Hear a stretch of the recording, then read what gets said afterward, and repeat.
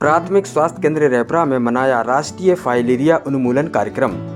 पूरे मध्य प्रदेश में आज दिनांक 10 फरवरी से 23 फरवरी तक राष्ट्रीय फाइलेरिया उन्मूलन कार्यक्रम मनाया जा रहा है।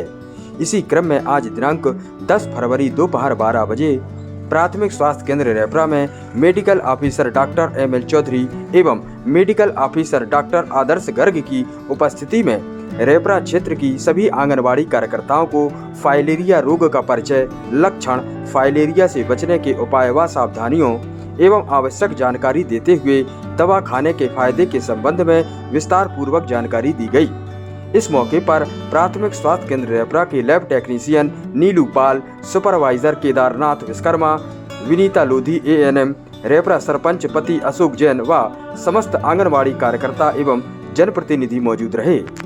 डॉक्टर साहब, जैसे कि आज प्राथमिक स्वास्थ्य केंद्र रेपरा में फाइलेरिया उन्मूलन कार्यक्रम दिवस मनाया गया, तो ये फाइलेरिया जो रहता है ये किन लक्षणों से होता है और कैसे होता है, इसके उपाय क्या हैं, क्या सावधानी बरतनी चाहिए? इसमें क्या रहता है, डब्ल्यूबैन क्रॉप्टाई एक मादा क्यूलेक्स मच्छर होता है जो गंदे कीचड़ में, नाली में इस तरह से पनपता है।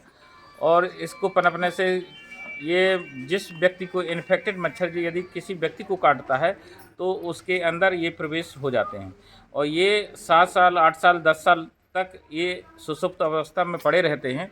और जब ये प्रभावशील अपना असर दिखाना चालू करते हैं तो इसमें कहीं आदमी के शरीर में किसी भी अंग में सूजन आने लगती है, खुजलाहट होने लगती है, भारीपन आ जाता है और प्रारंभिक स्थिति में सूजन कभी आ भी जाती है और फिर ठीक भी हो जाती है, फिर आ जाती है। इस तरह से तेज़ बुखार आता है किसी व्यक्ति को। तो ऐसे लक्षण यदि पनपते हैं तो इसमें एक बार अपन को इसकी शंका करके उसकी जांच करवाना चाहिए।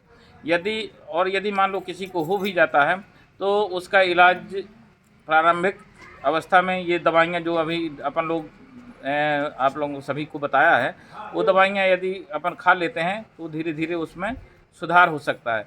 और यदि बढ़ जाने के बाद फिर इसमें किसी भी तरह का इलाज भी नहीं है और सुधार भी नहीं हो सकता है। अपने यहाँ कई क्षेत्र में देखे होंगे, जो बड्डू एक वो व्यक्ति था, उसका पूरा पैर हाथी के समान हो गया था, तो वो ऐसे लक्षण होने के बाद फिर उसका इलाज भी करवाएं तो उसका इलाज नहीं है।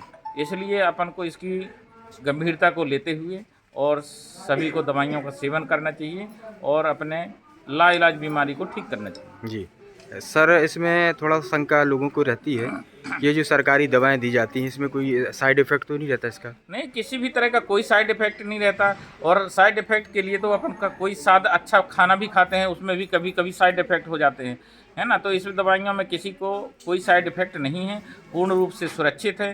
किसी भी व्यक्ति की यदि ये इन्फेक्टेड मच्छर का संक्रमण यदि शरीर के अंदर है और ये दवाइयाँ खाते हैं तो जैसे वो दवाइयाँ अंदर जाती हैं तो दवाई और कीटाणु में आपस में लड़ाई झगड़ा होता है, तो उसके जो ये मरते हैं, ये मरने के दरमियान वो अपना पॉइजन छोड़ते हैं और शरीर में आता है तो उसको कभी मिचली आने लगती है, कभी खुजली होने लगती है, कभी बुखार आ जाता है। ये क्षणिक लक्षण होते हैं और वो कुछ अपने आप ठीक हो जाते हैं। यदि किसी भी तरह की परेशानी जाती है उसके लिए हम लोगों के पास सभी तरह की दवाइयाँ उपलब्ध रहती हैं, हमारे कार्यकर्ताओं के पास रहती हैं और सभी के पास फ़ोन नंबर रहते हैं। अच्छा, ये कितने वर्ष से लेकर के कितने वर्ष तक के? ये 3 तरह की दवाइयाँ हैं।